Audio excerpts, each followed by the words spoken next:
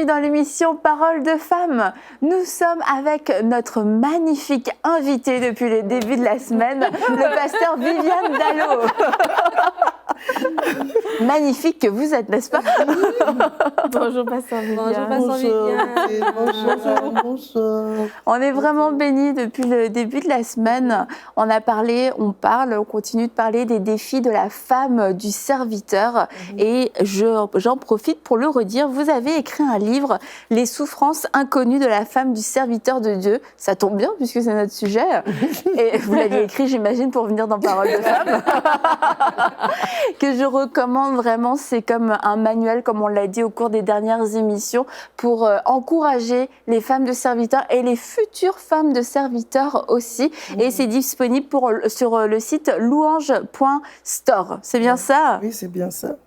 Et donc, pasteur Viviane, tout au long de la semaine, on a vu différentes choses. On a vu qui était cette femme.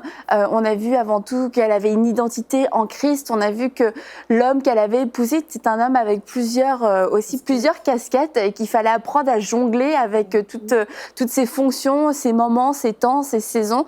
Et hier, on a aussi parlé des pressions qu'on pouvait ressentir en tant que femme de serviteur de Dieu. Et aujourd'hui, on va voir comment préserver, comment maintenir une harmonie dans son foyer, parce que la femme du serviteur de Dieu, oui, on en a pas mal parlé de tout ce côté public, mais il y a aussi tout ce côté intime, ce côté privé, qui est sa famille, sa maison, ses enfants et aussi son mari. Et c'est là que aussi la femme du serviteur va vraiment jouer un rôle déterminant. Oui, comme tu le dis, elle va vraiment jouer un rôle déterminant et elle a vraiment besoin de la sagesse qui vient de Dieu. Elle a vraiment besoin d'être dirigée par le Saint-Esprit parce que c'est là que vraiment on saura si elle est une femme sage qui bâtit ou bien si elle est une femme insensée qui renverse de ses propres mains. Parce qu'après, cette pression de la part des brebis, de la part peut-être de son mari, toute cette pression autour d'elle, sur les enfants, parce qu'aussi, on juge aussi les enfants, on est exigeant vis-à-vis des enfants. Alors à ce moment-là, si la femme du serviteur de Dieu n'arrive pas à bien coordonner toutes ces choses de manière à préserver les enfants, de manière à faire sentir aux enfants que voilà, il y a cette pression, il y a aussi le fait que papa n'est pas tout le temps à la maison, c'est son appel, faire comprendre d'abord aux enfants que c'est l'appel, c'est le travail de papa, en quoi consiste le travail de leur papa, parce que moi j'ai eu à expliquer ça à mes filles.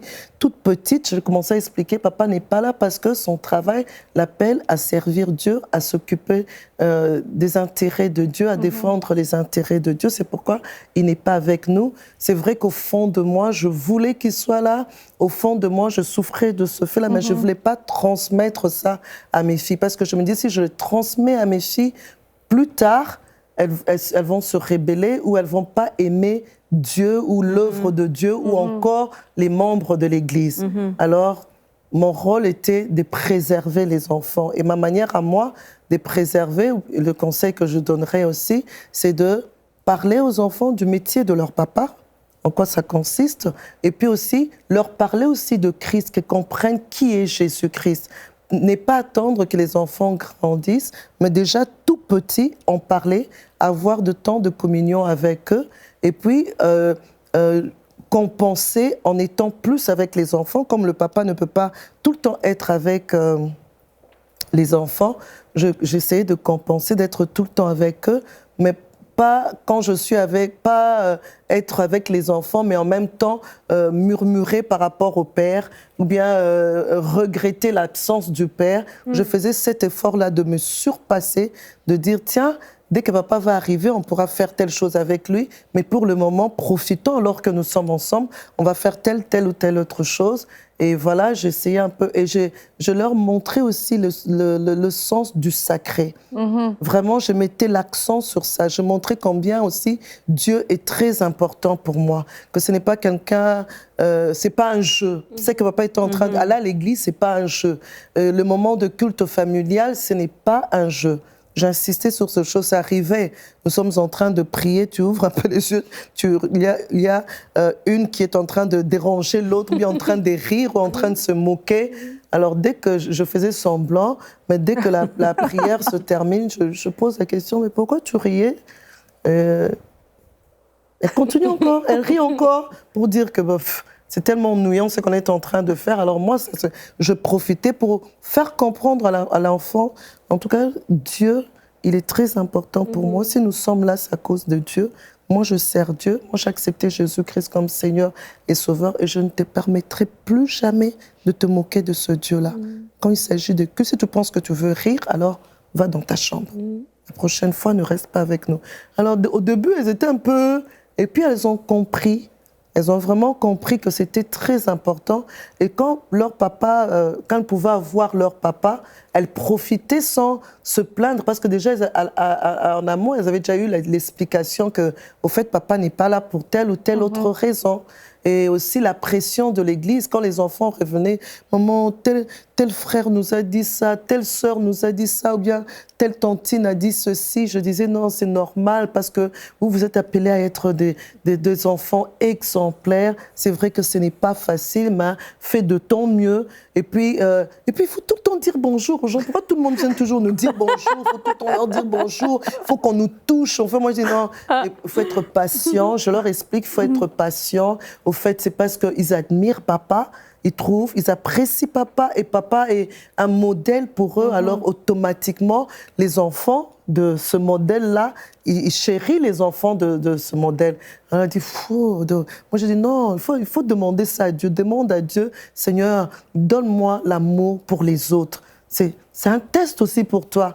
Mais c'est vrai que quand je me retrouvais seule, je priais. Je dis, Seigneur, donne à mes enfants un cœur. Parce que ce sont des enfants, des personnages publics. Donc, obligatoirement. Et des fois, pour compenser aussi l'absence de leur papa, je bénis Dieu pour mon mari. Qu'est-ce qu'il faisait? Il se réveillait très tôt les matins pendant l'année scolaire. Il se disait, bon, ok, comme je ne peux pas tout le temps être avec eux comme je veux, alors il se réveillait très tôt avant nous toutes, comme je n'ai que des filles, alors avant nous toutes, et il a prêté les bains pour chacune de filles, il a prêté le repas, il a prêté les lunchbox, tout ça. Et quand dès que c'était prêt, non, Viviane, c'est prêt, si tu peux commencer à donner le bain à chaque fille. Et c'est ça que je faisais, et il s'obligeait de les accompagner à l'école. Il allait avec eux, il conduisait, il allait les déposer à l'école. Avant qu'on n'avait pas de voiture, il courait avec pour prendre le transport. Et voilà, c'était génial. Et les enfants aimaient ça parce qu'ils trouvaient que papa, malgré qu'il n'a pas assez de temps, mais il prenait le temps d'être avec nous. C'est comme ce que tu racontais, Anne, vous aviez raconté ça, je pense, dans une rubrique famille dans Bonjour chez vous, où ton mari disait, c'est vrai qu'il y avait des absences, mais que quand il cuisinait une fois dans l'année, c'était le meilleur repas de l'année. Ah oui, c'est vrai. Que c'est papa, c'est wow. C'est ça laissait un souvenir extraordinaire. Et c'est vrai que tes filles maintenant sont plus vieilles, elles en reparlent encore. Et puis ce qui est intéressant, c'est que vos filles aujourd'hui, elles sont âgées de quel âge à quel âge? L'aînée a 25 ans, la deuxième, elle aura bientôt 23. La troisième, elle a 21 ans, elle vient d'avoir ses 21 ans. Et la dernière aura 18 ans bientôt. Et c'est que vos 4 filles marchent avec le Seigneur, aiment le Seigneur et aiment leur papa aussi. Au fait, comme la Bible dit, il faut s'aimer. C'est très important. Il faut faire attention à ce qu'on sème dans les enfants. Et j'aime ce passage aussi de la Bible qui dit « Instruis l'enfant selon la voie qu'il doit suivre. Quand il sera grand, il ne s'en détournera pas. » C'est vrai que tout petit, donc tout ce temps où je leur parlais, des fois j'avais l'impression que je prêchais dans le désert, quoi. Et mais je persévérais parce que je croyais, je disais « Seigneur, je suis sûre, je suis en train de s'aimer quelque chose de bien. » C'est quand l'aînée est partie... Elle est partie, c'était la première à partir. Quand elle est partie à l'université, j'étais étonnée que de certaines fois quand je l'appelais, elle me dit non maman, je suis en prière, c'est pourquoi. Bien, on m'envoie un texto, maman, je serai en prière toute cette semaine, alors je ne serai ni sur Facebook ni sur. ça me faisait du bien. Je disais, tiens, en tout cas, je n'ai pas travaillé pour rien. J'ai vraiment pas travaillé pour rien. Même c'est arrivé aussi, la deuxième, une fois, elle nous dit, OK, pendant 21 jours, en tout cas, je serai vraiment sans téléphone. Alors, je me demandais, mais pourquoi sans téléphone et tout? Alors, c'est après que j'ai appris, au fait, elle faisait un jeûne de 21 jours. Alors, et puis, elles sont arrivées à l'université, elles ont commencé à parler de Christ. Et elles disent, chacune d'elles a pu, en arrivant à l'université, expérimenter son propre Dieu. Ce n'était plus le Dieu de papa ni le Dieu de maman, parce qu'au fait, à la base, elles étaient quand même, elles avaient compris que Jésus était important pour leur vie. Et une fois à l'université, Dieu a permis que chacune d'elles puisse faire cette expérience de vivre maintenant son propre Dieu. Wow. Celle qui est...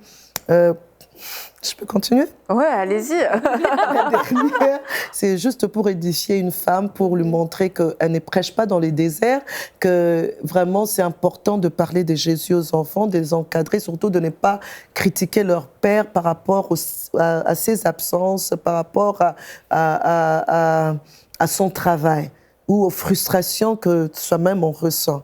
Alors la dernière, qu'est-ce qui s'est passé? Lorsqu'elle était en 4e année de humanité, déjà, elle nous dit, voilà, moi, parce que mon mari et moi, nous les éduquons. Quand elles arrivent en 4e, qu'elles commencent déjà à prier, nous les conscientisons par rapport à leur avenir. Bientôt, tu iras à l'université. Demande déjà au Saint-Esprit, tu es appelé à faire quoi dans la vie? Pourquoi Dieu t'a envoyé ici sur terre? Parce que ça sera un tournant décisif pour toi. Il ne faut pas aller perdre son temps à l'université. Et je leur parle de moi. Moi, j'ai eu à perdre du temps en médecine. Ce n'était pas ma place. Donc, alors, elle, déjà en 4e, elle priait. Arrivée en 5e, un beau jour, elle se réveille. Elle dit, tiens, maman, tu sais, maintenant, j'ai 16 ans et j'ai prié et Dieu m'a dit que le temps est arrivé pour moi de te lâcher parce qu'une nouvelle étape de ta vie va commencer.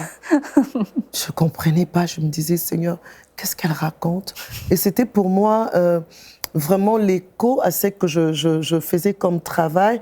Et c'était une joie pour moi de constater qu'au fait, c'était pas pour rien que j'avais fait ces efforts-là. J'avais fourni ces efforts-là de préserver leur papa. Parce qu'à un moment donné, en tant que femme, ça m'arrivait en tant qu'humaine, je me disais, je peux le dire, de dire, Seigneur, j'ai l'impression que je ne vis que pour Roland, les enfants, préserver, couvrir, se débattre. J'avais l'impression que je n'étais que dans ça.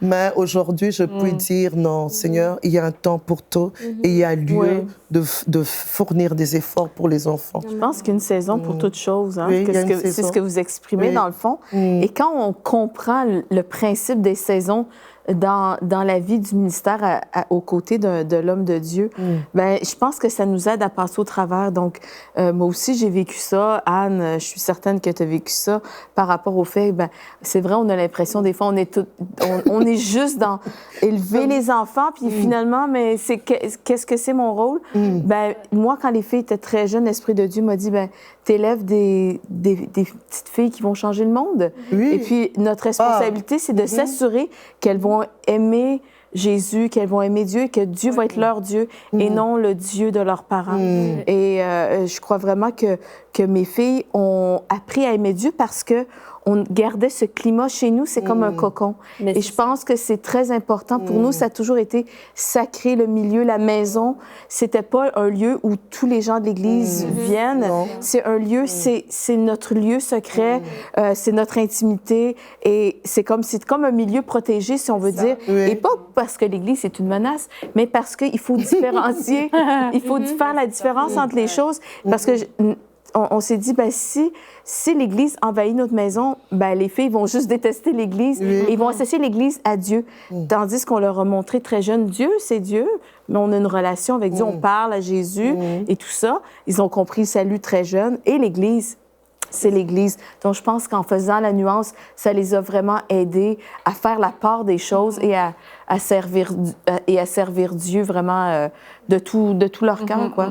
Il y a vraiment quelque chose qu'il faut toujours qu'on ait en tête, c'est que oui, on se doit à l'Église et l'Église est importante, mais nos enfants sont très importants, puis ils sont dans leurs années de construction et leur avenir spirituel est en jeu dans la manière dont on va les éduquer. Et j'ai déjà eu l'occasion de parler à des adultes maintenant, qui ont été des enfants de pasteurs. Et il y a eu beaucoup de frustration parce que l'Église prenait trop de place dans la famille ou parce que les gens venaient vraiment beaucoup dans le foyer ou aussi parce que les problèmes s'invitaient dans les discussions du foyer. Quelquefois, on se préserve en disant non, mais chez nous, c'est chez nous. Mais on amène les problèmes parce qu'on va en parler avec notre mari et le frère un tel, la sœur un tel, et il y a telle situation. J'ai beaucoup évité ça. Il faut vraiment faire attention de ne pas saouler nos enfants avec les problèmes de l'Église parce que ça devient vite mais envahissant et ça va créer des frustrations et puis on le voit maintenant des enfants de pasteurs devenus adultes qui veulent plus rien savoir de l'Église. Donc là, je pense que dans ce cas-là, on rate complètement la cible. Donc il faut préserver physiquement. On est une famille, on se garde. Il n'y a pas Pierre, Paul, Jean et Jacques qui défilent dans la maison à longueur de journée. Et aussi dans nos conversations, devant nos enfants, il faut se préserver, monter des murailles pour protéger notre famille. Oui, elle a touché vraiment un point très important. Nadine, tu voulais parler? Oui, mais allez-y. Ah non, vas-y, je te laisse parler. Non, j'allais dire que moi, j'ai grandi dans l'église. Je suis arrivée à l'église dans laquelle je suis en ce moment. J'avais 13 ans. Et mon mari, est un fils de pasteur. Et on a des enfants, donc on est comme une deuxième génération. Donc j'ai l'expérience de voir un enfant de pasteur grandir dans l'église, qu'est-ce que ça donne en tant qu'adulte. Et aujourd'hui, nous élevons nos enfants. Et déjà, quand il me raconte ses expériences, alors qu'on a grandi dans la même église, je me rends compte que ce qu'il lui a vécu, c'est pas la même chose que nous on a vécu. Donc déjà de conscientiser les parents d'enfants, mais même les autres parents aussi des membres de l'église qui nous écoutent, que le traitement des enfants de pasteurs n'est pas le même que le traitement des autres enfants. Or que c'est tous des enfants. Oui, c'est vrai, la Bible encourage les personnes qui sont en responsabilité d'avoir une famille bien tenue, d'avoir une famille qui suit le Seigneur, qui honore le Seigneur. C'est vrai qu'il y a une pression, ou il y a un résultat qui est attendu des évêques. On dit que l'évêque doit bien tenir sa maison et tout ça. Mais ce n'est pas à nous, les membres, de mettre cette pression-là sur la fille du pasteur. Pourquoi la fille du pasteur porte cette jupe ou porte un jeans avec des trous, alors que l'autre enfant de 16 ans, il porte le jeans avec des trous? Parce que c'est la mode. Et la fille du pasteur, elle a aussi 16 ans. Donc, vraiment, d'avoir cette attitude-là pour préserver justement les enfants pour qu'ils puissent grandir en aimant l'Église. Parce que quand l'enfant grandit et que l'Église est la source de stress, la source de tiraillement à la maison, ou est-ce qu'il voit l'autre côté parce qu'il voit le diacre qui a bien prêché ou qui a fait une exhortation, mais après, papa parle de ce diacre à la maison,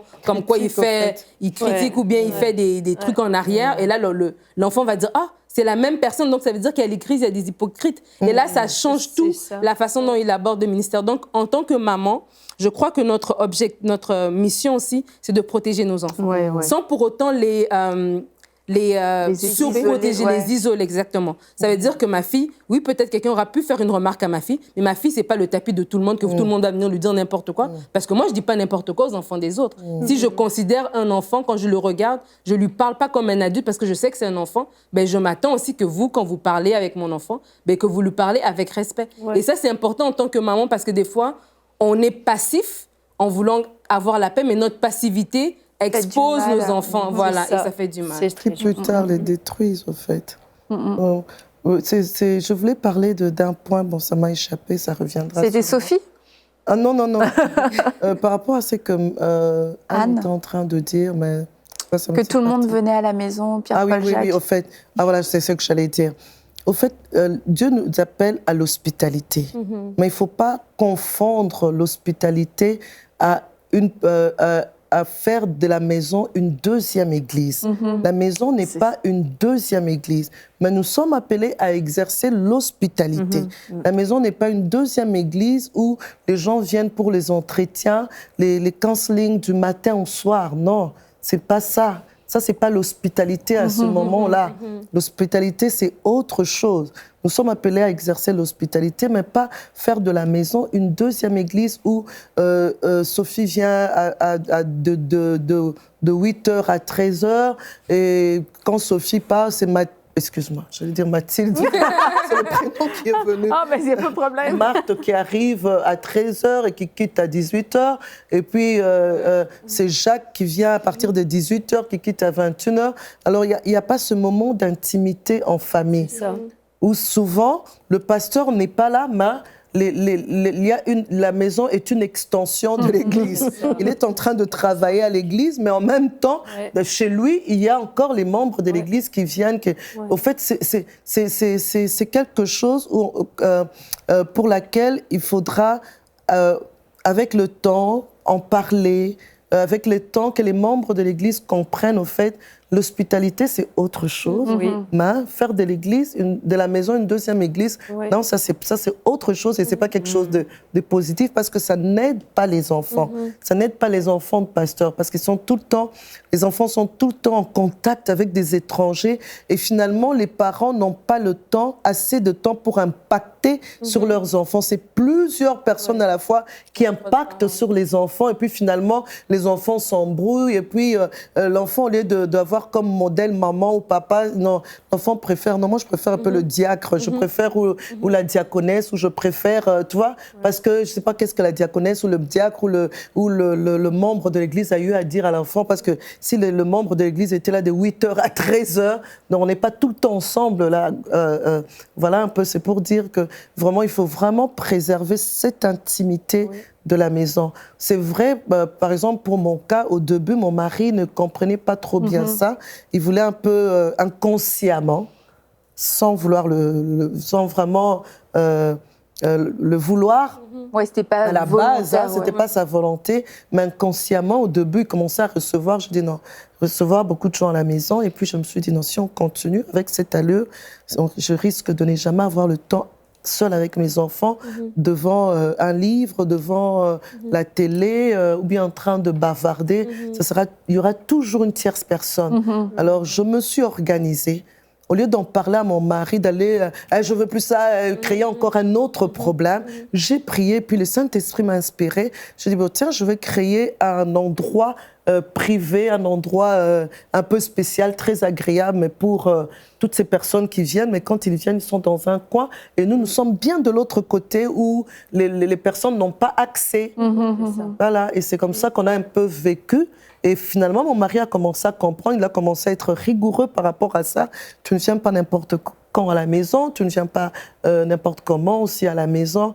Et voilà, on a commencé à progresser de cette manière et ça nous a beaucoup aidé dans l'éducation des enfants. Je pense que c'est important de vraiment, si on peut, et la plupart du temps c'est possible, que le pasteur ait son bureau à l'église, pas à la maison. Parce que moi j'ai connu en France pas mal d'églises qui n'avaient pas de bureau pour leur pasteur dans les locaux de l'église. Il y avait la salle de culte, les classes d'école du dimanche, mais il n'y avait pas de bureau pour le pasteur. Le pasteur faisait des visites ou alors c'est chez lui qu'il recevait les gens. Je pense que c'est très nocif pour la famille. Les enfants se trouvent envahis par l'Église. Il faut que l'Église reste un plaisir pour les enfants et pas une source d'amertume et de frustration. Et moi, je serais d'avis de dire qu'il faut vraiment une barrière hermétique entre l'Église et la maison pour que les enfants grandissent tranquillement dans l'intimité familiale. Et même au niveau du téléphone, c'est bien d'avoir 2 lignes de téléphone. Parce que moi, j'ai connu des temps en France où le téléphone sonnait quasiment jour et nuit. Pas toutes les nuits, mais ça arrivait que ce soit la nuit. Et des gens venaient faire des intrusions dans notre vie de famille comme ça. Et déjà, papa n'était pas beaucoup à la maison, puis le peu qu'il était là, il passait 1 heure au téléphone avec Pierre, Paul, Jean et Jacques. Donc, il faut vraiment faire attention. Faire attention. Oui, vraiment plus souvent, ériger comme une muraille entre l'église et la maison pour protéger nos enfants, puis aussi protéger notre couple. Il n'y a pas que nos enfants qui sont protégés, mais la femme aussi a besoin de son mari. Puis que le mari, quand il est à la maison, il est là pour les siens. Et que peut-être tu as 2 lignes de téléphone ou tu as un téléphone cellulaire qui sert juste pour l'église et puis un téléphone de maison. Mais il faut mettre des barrières, évidemment selon notre contexte. On ne peut pas non plus donner un modèle pour tout le monde. Mais c'est vraiment important parce que ça fait partie des frustrations des enfants de pasteurs qui sont aigris et des femmes de pasteurs aigris. La maison, c'est le foyer. Et Ça fait rire, pasteur Viviane. Moi, ça me fait rire parce que, excuse-moi, Anne, ça me fait penser à ce genre de couple où, quand ils sont à 2, ils ne savent pas dialoguer. Parce qu'il y a toujours eu une tierce personne. Exactement. Il y a toujours eu quelqu'un. Ils ne sont jamais à 2. Alors, ce qui fait qu'à 2, on ne sait pas parler, il faut une tierce personne. Elle a vraiment raison de dire préserver aussi le couple. Parce qu'on a besoin de se retrouver aussi à 2, de parler, de s'exprimer. Et aujourd'hui, vos filles ont une bonne relation avec votre mari, maintenant que ce sont des grandes filles? Ah, déjà, quand elles étaient petites, elles ont eu une bonne relation. Mes filles, elles apprécient leur papa, c'est leur héros. Et souvent, même maintenant qu'elles sont grandes, des fois, j'arrive à partager, à dire je ne suis pas d'accord avec telle chose que papa a fait, a eu à faire. Mais il y a un silence de mort et puis je réalise que tout le monde est contre moi. Ça veut dire que vous avez bien travaillé. Vraiment, que vraiment elles apprécient, elles admirent leur papa et leur papa c'est leur héros, quoi. C'est leur modèle. Et j'aime ça parce que il y a aussi une astuce que je faisais. Quand ils rentraient au moment de manger, je disais bon, c'est le moment où nous tous nous allons profiter pour parler. Il est à table en train de manger, parce qu'on ne savait pas des fois se retrouver ensemble pour manger ensemble. Alors quand il arrive, il est en train de manger, eh bien, nous, tout on est là, et chacune raconte un peu son histoire et s'est habitué quand il mange. Ah tiens, Nadine, comment ça s'est passé la journée pour toi? Ah tiens, Annabelle, alors c'était comment avec ton prof aujourd'hui? Tu as finalement fait... C'était, tu vois, ce peu de temps, parce que mon mari est très, très discipliné, il est très regardant sur le temps. Il faut se reposer parce que son travail demande beaucoup. Alors, il tient à sa sieste et à l'heure exacte du repas. Donc, vraiment, alors, pendant ce temps, nous, on en profite, ou le soir. Voilà. Je voudrais peut-être ajouter encore quelque chose avant la fin de l'émission. Peut-être les gens qui nous écoutent, qui ont... l'habitude d'aller chez leur pasteur à l'improviste. Je ne sais pas si la maison du pasteur est à côté de l'église ou au-dessus de l'église, comme c'est parfois le cas. Il ne faut pas abuser, je crois, de l'hospitalité du pasteur, parce que la femme du pasteur va le faire avec bonne grâce, vous accueillir. Mais il faut savoir respecter la vie privée de nos pasteurs et pas les envahir pour un oui, pour un non, pour des raisons complètement futiles, juste parce qu'on arrive en avance à l'église, donc on va peut-être passer un quart d'heure, 20 minutes chez eux. Ils ont une vie d'intime, une vie de famille qu'il faut respecter.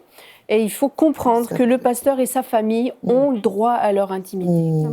Tout à fait. Puis demain, je pense que c'est un point sur lequel on pourra appuyer aussi, approfondir, parce que nous allons évoquer la question « Savez-vous aimer la femme de votre pasteur ?»